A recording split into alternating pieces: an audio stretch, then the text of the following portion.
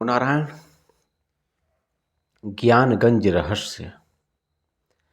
अनादिकाल से हिमालय का संपूर्ण क्षेत्र भारतीय संतों के लिए तपोभूमि रहा है। प्राचीन काल के ऋषि मुनि से लेकर आधुनिक काल के अनेक संत योगी हिमालय के विभिन्न क्षेत्रों में तपस्या करते रहे। आधुनिक काल के संतों में महात्मा तैलंग स्वामी, लोकनाथ ब्रह्मचारी, हितलाल मिश्र, राम ठाकुर, सदानंद सरस्वती, गोस्वामी विजय कृष्ण, स्वामी विशुद्धानंद, श्यामाचरण लाहिड़ी आदि हिमालय के विभिन्न क्षेत्रों में आध्यात्मिक साधना करते रहे। श्रद्धेय गोपीनाथ कविराज जी ने अपने एक लेख में लिखा है कि सिद्ध पुरुष जिस स्थान पर बैठकर योग साधना करते हैं वह स्थान सिद्ध भूमि बन जाता है। सिद्ध भूमि सिद्ध पुरुष के नाम के अनुसार अथवा अन्य किसी प्रकार के नियम के अधीन विभिन्न नाम और रूप लेकर श्री भगवान की विश्व लीला में अपना अपना काम करता है। प्रसिद्ध है दत्तात्रेय, अगस्त्य, वशिष्ठ, विश्वामित्र आदि ऋषि वर्ग अपने अपने सिद्धाश्रम स्थापित करके ज्ञान विज्ञान का प्रचार करते रहे। जो महापुरुष सिद्धि प्राप्त कर आधिकारिक अवस्था लाभ करते हैं वे ही इन सभी सिद्ध भूमियों के अधिष्ठाता होते हैं। जिनमें अधिकार वासना नहीं है वे सिद्ध भूमि में रहते हुए भी न रहने के समान हैं अथवा वे सिद्ध भूमि के ऊर्ध्व में रहते हैं। जिस प्रकार सिद्ध पुरुष चित्त और अचित्त, कार्य और कारण, शुद्ध और अशुद्ध एवं स्थूल और सूक्ष्म सभी अवस्था में अव्याहत रहते हैं तथा अपने वैशिष्ट्य का संरक्षण कर सकते हैं, उसी प्रकार ये बातें सिद्ध भूमि पर भी लागू होती हैं। देह सिद्ध करने के पश्चात भूमि को सिद्ध करने की आवश्यकता नहीं होती, क्योंकि देह सिद्धि होने पर उसी प्रकार भूमि शुद्धि हो जाती है। इससे स्पष्ट है कि सिद्ध आत्मा की इच्छानुसार तथा कथित सिद्ध भूमि का आविर्भाव होता है।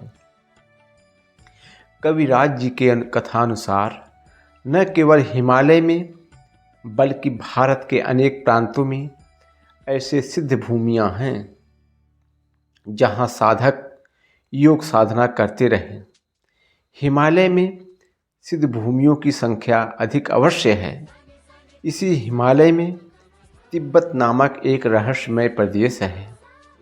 कविराज के कथानुसार यहाँ अनेक ऐसे मठ और आश्रम हैं जिनके बारे में सभ्य जगत को जानकारी नहीं है। वे सामान्य पर्यटकों के निकट अलक्ष्य रहते हैं। इन आश्रमों में योग के साथ साथ विज्ञान की शिक्षा दी जाती है। केवल उच्च कोटि के लोग इन मठों में प्रवेश पाते हैं। अप्रैल 1959 के दिनों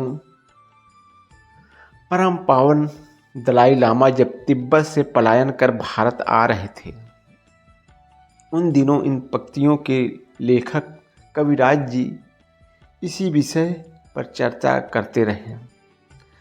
चर्चा के दौरान ज्ञानगंज के अलावा एक घटना का जिक्र किया था। द्वितीय विश्व महायुद्ध के समय 2 जर्मन पर्यटक गिरफ्तारी के भय से नेपाल के रास्ते तिब्बत की ओर भाग गए थे। वहाँ वे एक ऐसे मठ में थे जहाँ सभ्य जगत की सारी सुविधाएं उपलब्ध थीं। युद्ध समाप्त होने के काफ़ी दिनों बाद वे पैदल भारत की ओर रवाना हुए।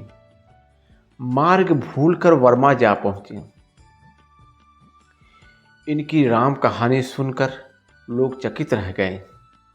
हिमालय जैसे क्षेत्र में विज्ञान ने इतनी उन्नति की है, इसकी जानकारी संसार को नहीं है। लोगों ने उनकी बातों पर विश्वास नहीं किया। जब दोनों पर्यटकों ने यह कहा कि अगर आप लोग मेरे साथ चलें तो मैं वहाँ ले जाकर यह सब दिखा सकता हूँ, तब कोई लोग राजी हो गए।